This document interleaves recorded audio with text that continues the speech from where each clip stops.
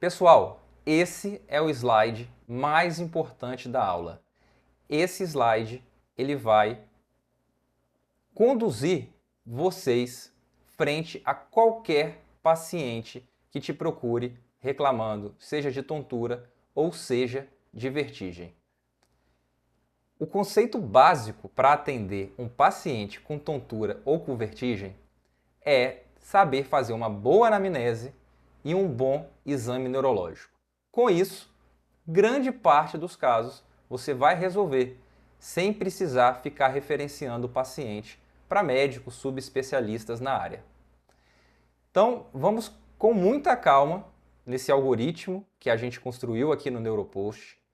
Esse algoritmo é para você tirar uma foto, é para ter guardado no seu celular e não se esquecer de abrir quando estiver frente a um paciente aí, ou com vertigem ou com tontura. Então, para começo de conversa, essas queixas, já falamos, são muito comuns.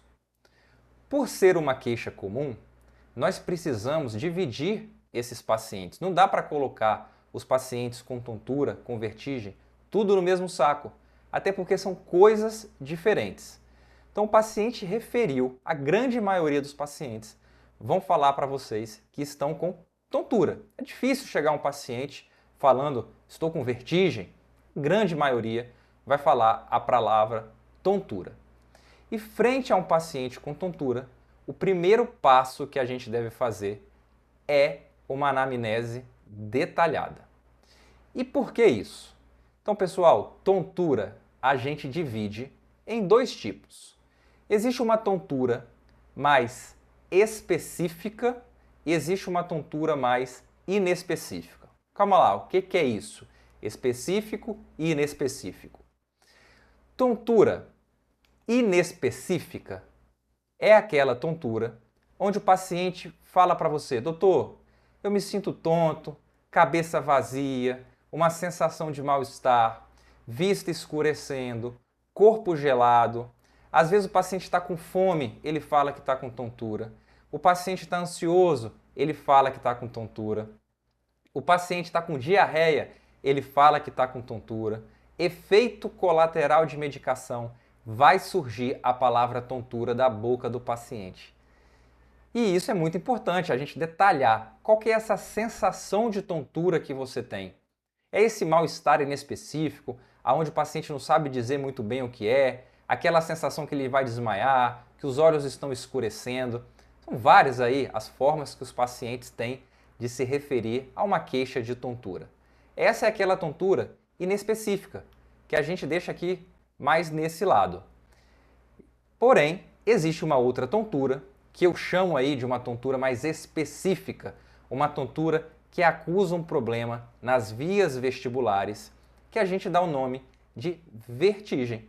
Essa tontura, que damos o nome de vertigem, a gente vai pensar nela quando o paciente falar, doutor, eu vejo as coisas rodar, eu tenho uma sensação que o ambiente está girando ou que eu estou girando, isso não importa muito.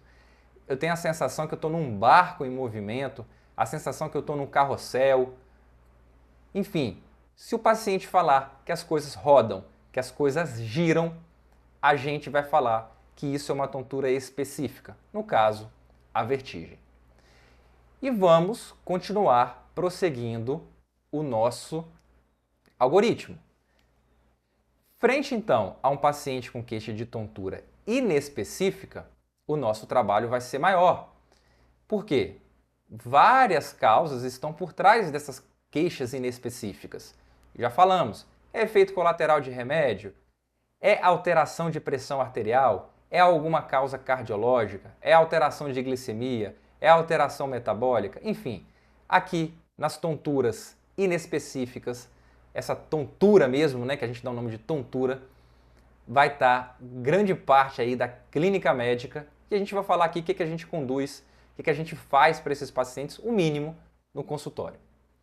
Porém, o paciente que fala que as coisas giram, que as coisas rodam, a gente tem um outro algoritmo a seguir.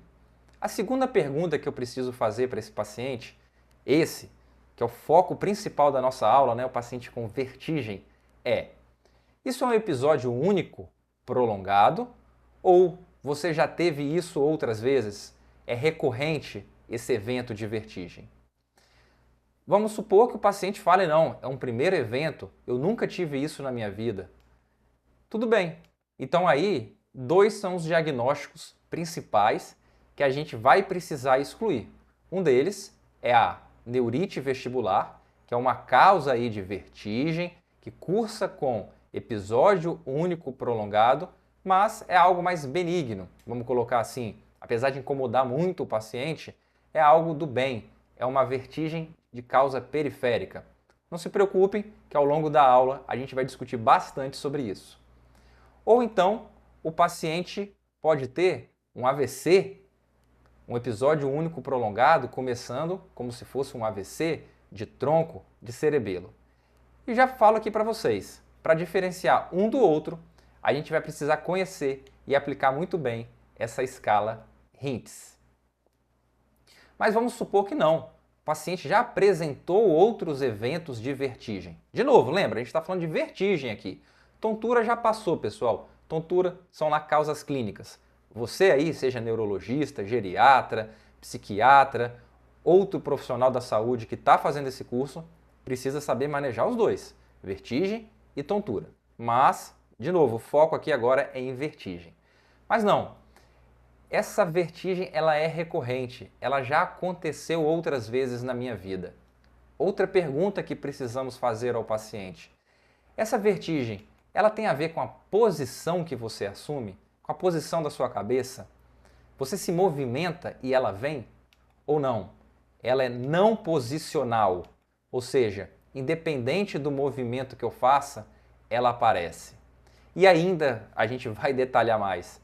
Essa vertigem que é recorrente, que é posicional, de novo, ela pode ser do bem ou ela pode ser do mal. Mais detalhes mais na frente na aula. E essa vertigem ela pode ser recorrente, ela pode ser não posicional e aí inclui vários outros diagnósticos diferenciais.